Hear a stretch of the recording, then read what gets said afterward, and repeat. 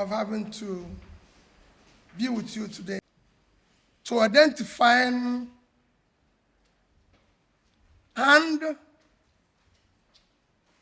being able to find solutions to critical areas of need and our development. I've come to address a number of issues this morning. I've toured across the countries, meeting and discussing and interacting with people on critical areas of development, and I found there's any areas that while we will talk about government intervention, there's also need for interventions of well-being Nigerians, especially as it concerns the area of health, education, and pulling people out of poverty. And the two areas of need that I want to do what I call today an appeal challenge is in area of water and education. And my appeal is to a number of Nigerians. 1% of the population of this country, which is about 202 million, I believe control about 70% of the national wealth. But my appeal is to 0.1%, 200,000. So it's even below the 1%. In water, I found the continuous need for potable water across the country, which to provide pipe-borne water will take several years, which I urge the government to do whatever it takes to start in that direction. But in the meantime, to have a short-term solution that can impact greatly, there's need to drill boreholes across the country. And my appeal is to these 200,000 people to drill at least one borehole a year. Just one. You could do more, but do one a year. This will cost between 5 to 10 million, just one a year. And that will be 200,000 boreholes scattered all over the country. And it will go a long way in solving this problem while we wait for government to do the potable water system, the pipe-borne water system. My second appeal is in the area of education. Education, as you all know, is the most critical tool of development. The more educated any nation is, the more developed, the more they pull their people out of poverty. And poverty has been an issue of challenge, even in our security. And we need to deal with it head on. And I've taken to do a study of how we can help, especially as we have millions of children out of school, mostly in the north. And I've taken to various states, taken stock of various studies, especially with their Almajiri school system or learning system, as the case may be. I've now visited those who are, you can call the teachers, and had the opportunity of taking time and immerse myself into the Quranic learning with the young kids. And I could see in them very brilliant people that will be doctors, lawyers, scientists, competent political leaders of tomorrow.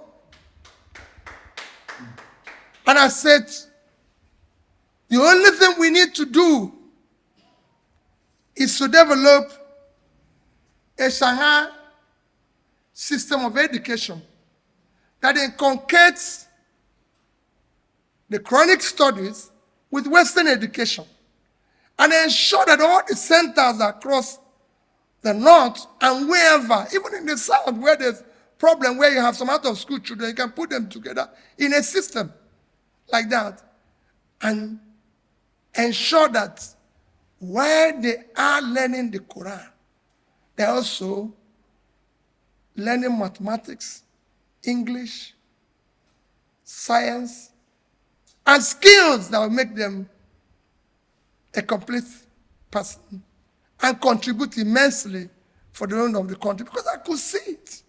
It's clearly a talent that is missing, and this is easy. I went further to study the cost implication because it's very easy. Why they cannot go to school? My proposal is to take school to them. Take this education. The same spot where they are learning Quran, which are found them dedicated, willing to learn. Let's bring English teacher there. Let's bring mathematics teacher there. Let's bring science teacher there. Let's go there and teach them skills alongside the same learning. And I did a studies because I asked them in the center that I studied, how much do you pay the teachers? How much does it cost you to operate this facility? The facility had over 50,000 people with 2 teachers. And I said, what is their salary? You wouldn't even believe it. They paid them little or nothing. So I proposed even a salary to accommodate them while employing the English, mathematics, and science teachers. And I could see a cost to operate each center of about 5 million naira annually. But I doubled that to make it 10 million for each center annually. And my appeal is also that these 200,000 people support each of those centers. If we're able to do that, 50 people in one center with 200,000 people will give us 10 million. Imagine if we do half of that and we're able to pull 5 million young people out of the number of out-of-school children, and with this, knowing that in 5 years, these people will be in position to contribute immensely to the development of this nation, and we would have pulled them out of future poverty and reduce their involvement in future criminal activities and everything. So that is my appeal. This water and education. I have done 10 boreholes, about 10, out of which 1 or 2 is having challenges. I intend to go back and make sure that all of them are functional. And I'm also promising to do about 10 more. For the school system that I advocated, I've also supported 1 with the 10 million, and I intend to do 2 more. But my appeal is to these 200,000 wealthy Nigerians who can do without 20 million naira annually for us to support this challenge. Among other things they do, because they are taxpayers who have been very good citizens, who have supported other areas, including pulling people out of poverty. But this challenge will go a long way. At the same time, I'm appealing to governments at all levels, federal, state, and local government. We're in crisis. It is time to cut all waste, put all resources in this challenge of pulling the poor people out of poverty. We have a crisis that is driven by poverty. We can no longer, as a nation, afford to throw people into poverty. We need to pull them, start pulling them out of poverty now. That is my reason for taking your time this morning. Just an appeal. And I'm appealing to everybody. Let our priority now be fighting poor people, poverty, and helping poor people to live. Thank you. I already tackling the food shortage. I mean, you know that if there's anybody who has preached about food shortage, it's me. I've always said that the priority should be in dealing with uncultivated, vast areas of the north, which I still believe we're not giving enough attention. We need to do that aggressively. And I'm doing that. I'm supporting so many other areas of farming. And I'm sure you're following me. I'm going to so many farms, supporting so many farms.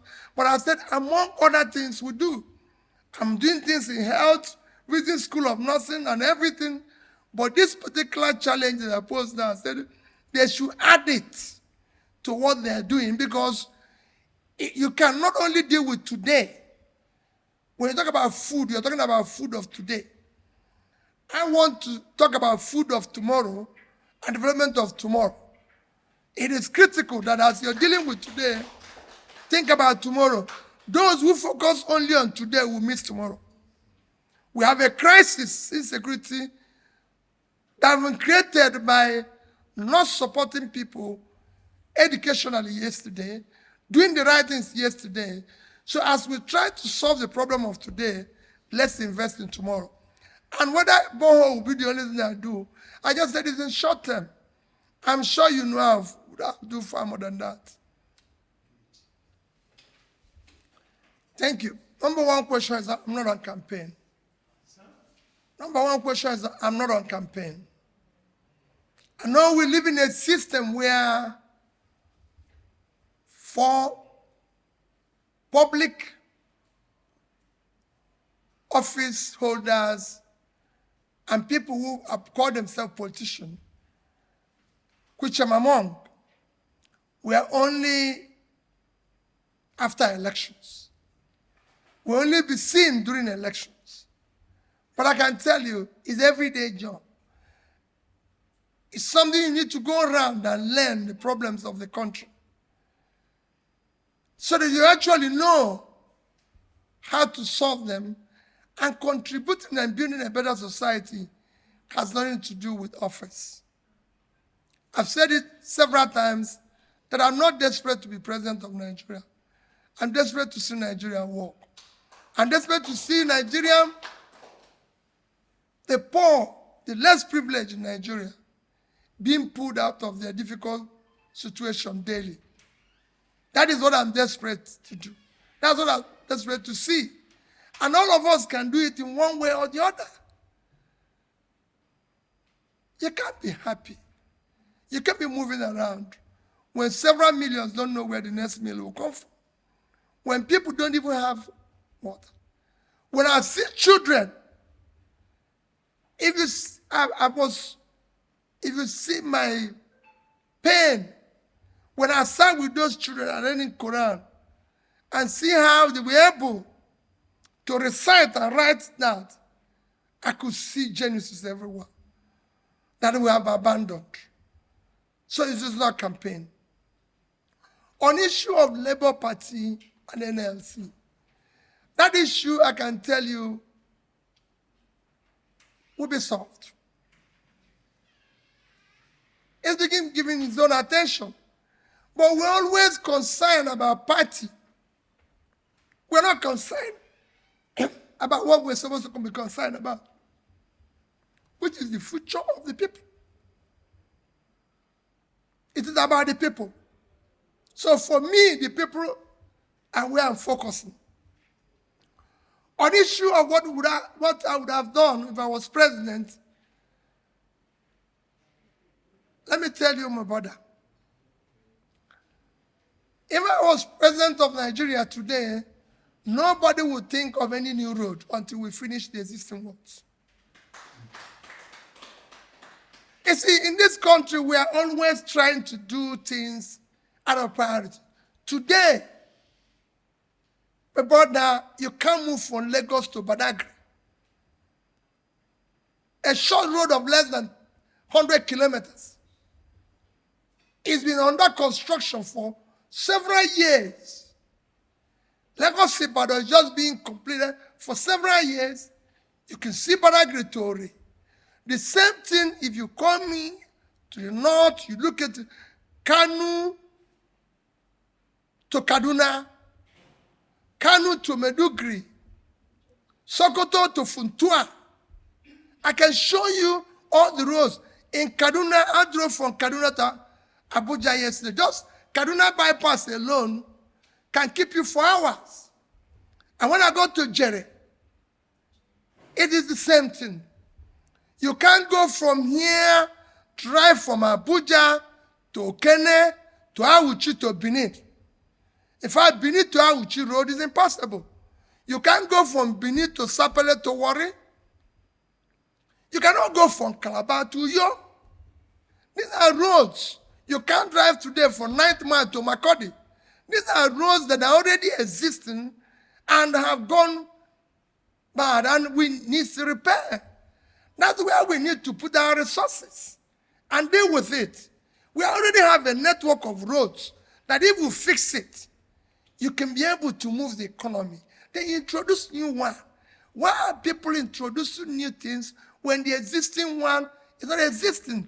When I was governor of Anambra State, I started by completing the roads started by my predecessor, Dr. Chris Ngike.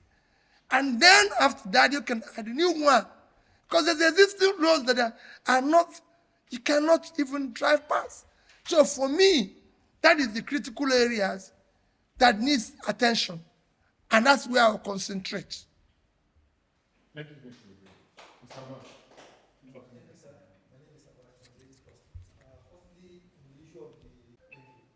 Well, let me again assure you, I'm not talking about the next election.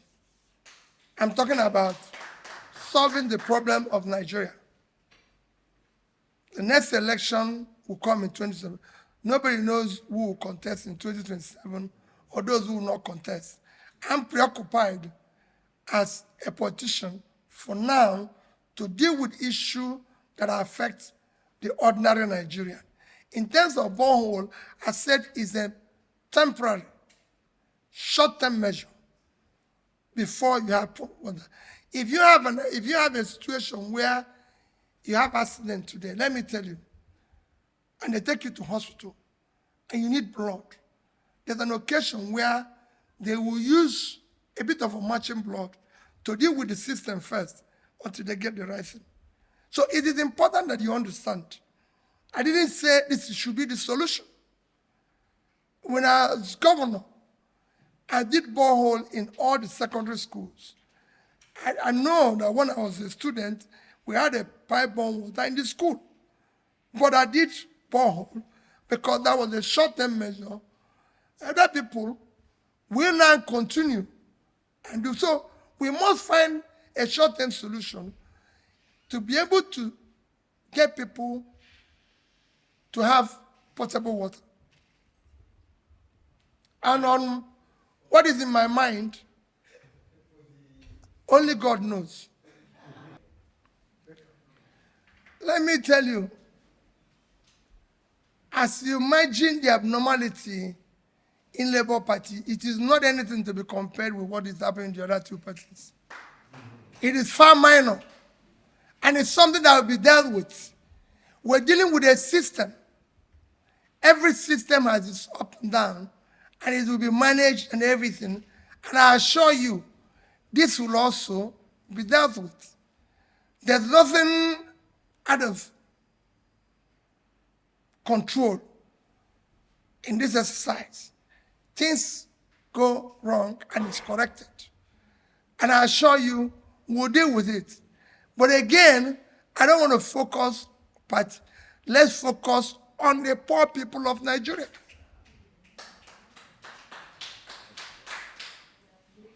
My name is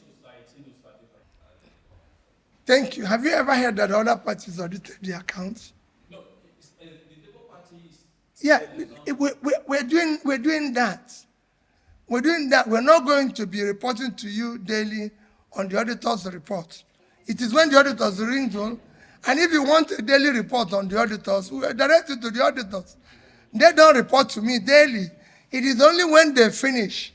It could take them months, it could take them years. Even in their financial system, it takes years to audit an account. So it is ongoing. All I know is that we have engaged somebody. So that's it. And that's what we need to do. We can only come back to you to talk about it when it's finished.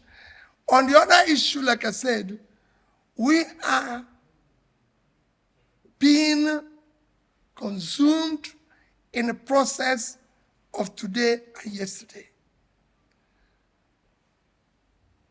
If there's no crisis in the Labour Party, does it in any way solve my challenge that I'm appealing today? It will not provide water. Will it deal with the imaginary school system? No. I came to appeal for a different thing. And I listened to your concerns.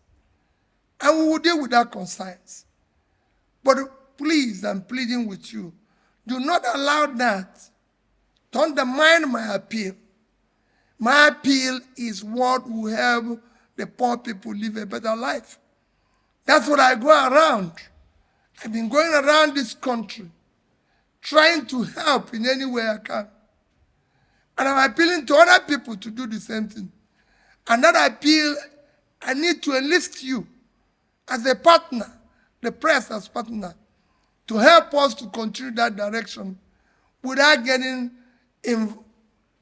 allowing it to be muddled up with the issue of party or no party. People, when we drill water, there's no party involved. There's no this. When I talk the issue of road now, is there any road built by any party? We want the road so people will pass. So let's deal with the issues. Is there any party that buys food cheaper? So you say, if we solve this, it would have solved this. So let's deal with the issues that are bothering our people today. Again, we're going back to my appeal. My appeal this morning is about issues that bother on people. If there's an alliance, will it provide potable water? Will it drill a borehole? If there's an alliance, will it make school work? I will appeal that I will concentrate on this my challenge and leave everything. The day we discuss politics, I assure you people I'll spend time with you. Today is strictly to appeal. And I want to enlist you people. In your villages, what I'm saying today is that. And what we're doing in this country is not fair to the people of the country because we bother ourselves on issues of election, transaction, all sorts of things that does not concern the people. It is about the people. I've never gone to any of where I'm drilling borehole or paying for people to eat and everything. I mentioned party. I will even tell them, I'm not here on campaign. You can vote whoever you want to when the campaign comes. However, I'm here to ensure that I support your well-being. And the well-being of the poor people is my concern 24 hours. Well, you need to go and read my manifesto. You know what we do here is that we don't read people's manifesto and know what they promised. When I was campaigning to be governor, as you know, and I'm sure you're aware, there was a time for nearly 2 years, the schools were shut in Anambra State. And everybody listened to, even yesterday when we were at Kaduna, a bishop said it, the Anambra school system went very low in rating. When I was campaigning to be governor, I said I'll change the educational system in Anambra State where schools and our children will never be closed. I'll make sure I give the best to education. When I was coming to Anambra to be governor, we have what we call male-girl child issue, where most of the males were not in school. I said I'll reverse that. And I'll make sure that Anambra State becomes one of the best. And when I started, we were number 26, 27, Wike and Neko. By the time I left, we were number 1.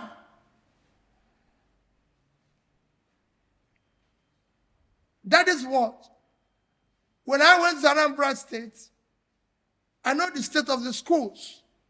When I left, every secondary school in Anambra State had, like I said, a borehole, they had computers, they had vehicles, they have generator. No other state in this country, not one, will say they were able to fit. You can go and ask even providers of computer. Even had, every secondary school had internet. You can go ask one of the famous makers of computer sets. Let me remember their name now.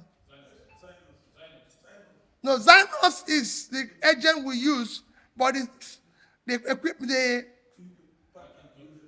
What we bought was the HP. When we ordered computers and desktop tech for HP, they told us, print out everything. They say, no government can afford this. But we bought them at a go, 30,000 complete sets for our various schools. No government was able to do that. We were able to train our teachers and everything. And the result is what you're seeing today. And to even go further, while I do not know who said that, and I don't want to know, but let me help you further. The only measure of development while I served as a governor is Millennium Development Goals, which was initiated in the year 2000 with Nigeria and over 150 countries as signatories. That is what China used to change China. India, Vietnam, you can go on and on. That was the only measure. I became governor and started implementing the MDG goals by the year 2008. That is clear 8 years after I had started.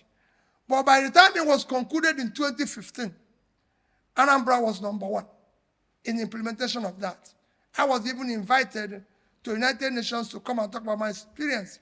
That is measured by UNDP.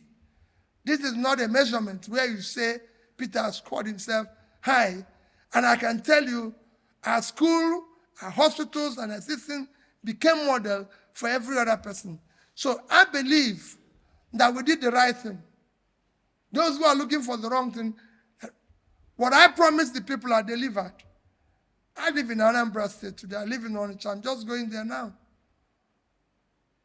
Thank you. Thank you very much, Mr. Thank you very much for coming out. Thank you. God bless you. Thank you, Excellency. Thank you. He didn't score himself. UN scored him.